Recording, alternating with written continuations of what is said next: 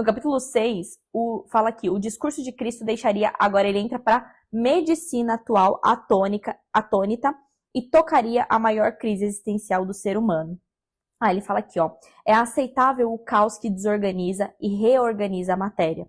Tudo no universo organiza-se, desorganiza-se e reorganiza-se novamente. Todavia, para o ser humano pensante, a morte estanca o show da vida, produzindo a mais grave crise existencial da história. O que nos torna tão diferente dos animais? Nós somos um ser que tem consciência da nossa própria morte. Os animais não têm. E isso nos gera sofrimento. E aí, por isso que Cristo, ele causaria esse dano. Porque, de novo, ele viria e fala assim, eu sou a fonte da vida. Né? Quem não beber da minha água não terá a vida eterna. E aí você fala, quê? Tipo, todo mundo sabe que eu vou morrer. Como é que esse cara tá falando que tem a vida eterna? Os discípulos morreram. Cadê Jesus?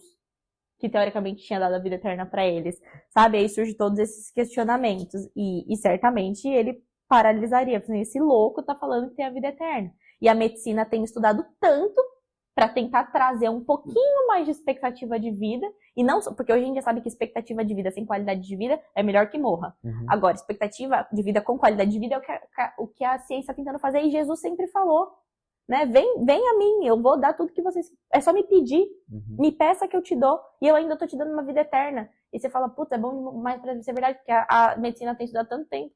E ele vem e fala isso com facilidade. Ele fala que hoje em dia, então, Jesus fala isso, certamente paralisaria. E aí ele entra aqui numa parte da a filosofia e a possibilidade de transcender essa finitude existencial, que foi o que Jesus nos ofereceu e nos oferece. Aí ele fala que muitos pensadores da filosofia produziram conhecimento sobre a metafísica como tentativa de compreender esses mistérios da existência. A metafísica é justamente um ramo da filosofia que estuda o conhecimento da realidade divina mediante aos olhos da razão, o conhecimento de Deus e a alma. Isso quem fala é Descartes. Eu acho tão difícil falar isso. Descartes. René Descartes. É. E aí ele fala de Augusto Comte, do Nietzsche, e aí ele traz vários filósofos que desenvolveram teorias em relação a isso, mas ele termina falando assim, ninguém deve ser condenado, não.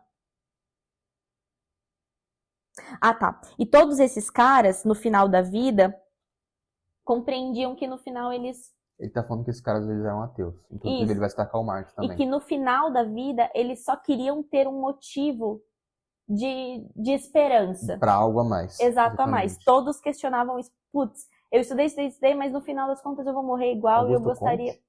Augusto Comte, não? Não, Augusto Comte, Friedrich Nietzsche foram grandes filósofos ateus. Não sabia que Comte era ateu. Aí ele falou assim, porém, é estranho que esses dois grandes ateus tenham produzido em alguns momentos uma filosofia de conotação mais mística.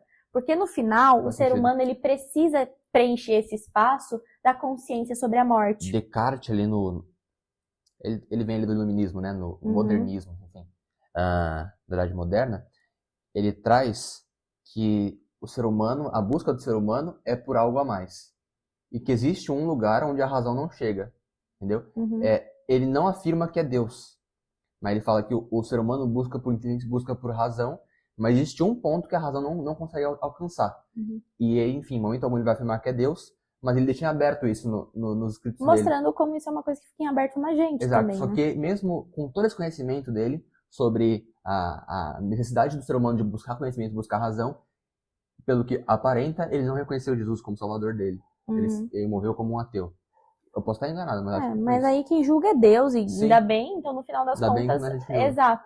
E aí ele fala ninguém deve ser condenado por rever a sua posição intelectual, pois do ponto de vista psicológico e filosófico, há uma crise existencial intrínseca do ser humano, ou seja, nós nascemos assim, em relação ao fim da existência. Tanto é que quando a gente é pequeno e a gente ganha consciência da morte, não sei você, mas eu ficava apavorada toda vez que eu pensava que eu posso morrer a qualquer momento.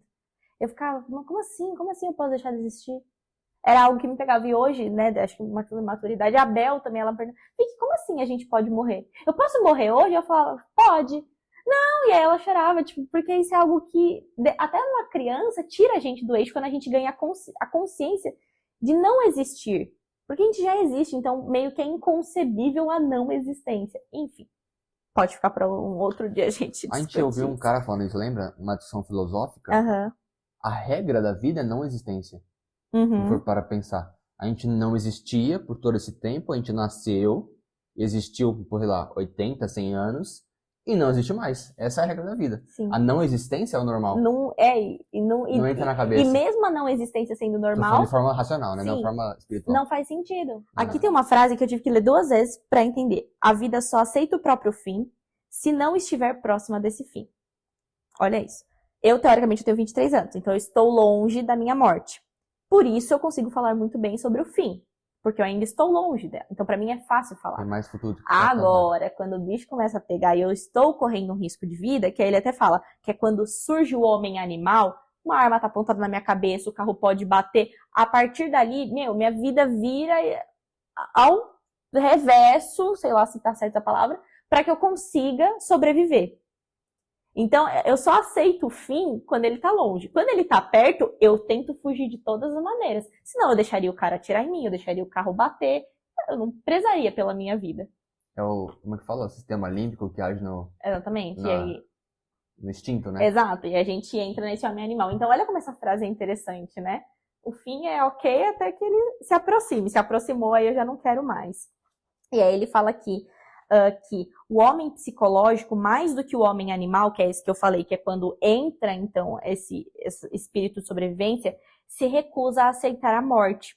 O desejo de eternidade, de transcender esse caos da morte, é inerente do ser humano. Não é fruto de uma cultura. É algo que veio de nós mesmos. E como veremos, Cristo tinha consciência disso. E seu discurso sobre a eternidade ainda hoje é perturbador.